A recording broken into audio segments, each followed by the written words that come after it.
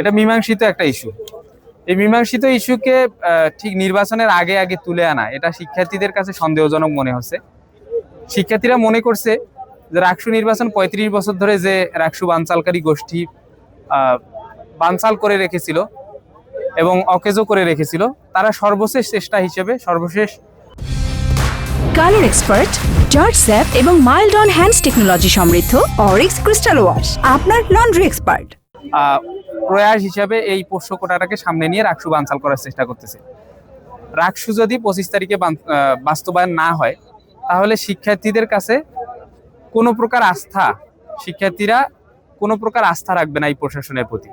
কারণ এই প্রশাসন জুলাই বিপ্লবের মাধ্যমে এসেছে, তারা রাকসু বাস্তবায়ন করবে, এটাই শিক্ষার্থীরা চায়।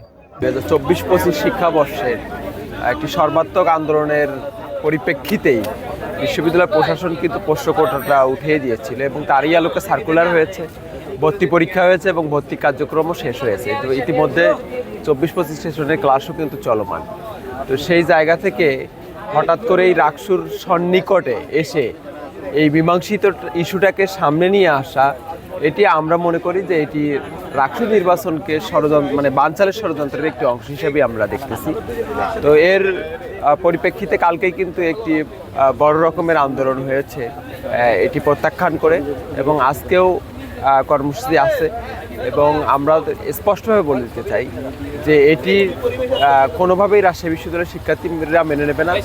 অনতিবিলম্বে রাজশাহী বিশ্ববিদ্যালয় প্রশাসনকে অনুরোধ করব যে আপনারা এই সিদ্ধান্ত প্রত্যাহার করুন। আসলে প্রশাসনের দায়িত্বশীল যারা শিক্ষকরা থাকেন, তারা ব্যক্তি স্বার্থের ঊর্ধ্বে কোনোদিন উঠতে পারে না, এটা তার একদম প্রমাণ। আমরা বলতে চাই, এই স্বৈরাচারী আন্দোলনের বিরুদ্ধে, যারা পোষ্য কোটার বিরুদ্ধে যারা আন্দোলন করে আমাদের ১৪২ জন শহীদ ভাই যারা জীবন দিল, তাদের জীবনের বিনিময়ে কোনোভাবেই পোষ্য কোঠা বাংলাদেশে থাকবে না। এটা ছাত্রদলের দাবি এবং ছাত্রদল এটা আদায় করে নেবে, কারণ ছাত্রদল সবসময় ন্যায়ের পক্ষে এবং অন্যায়ের বিরুদ্ধে সবসময় দাঁড়াবে।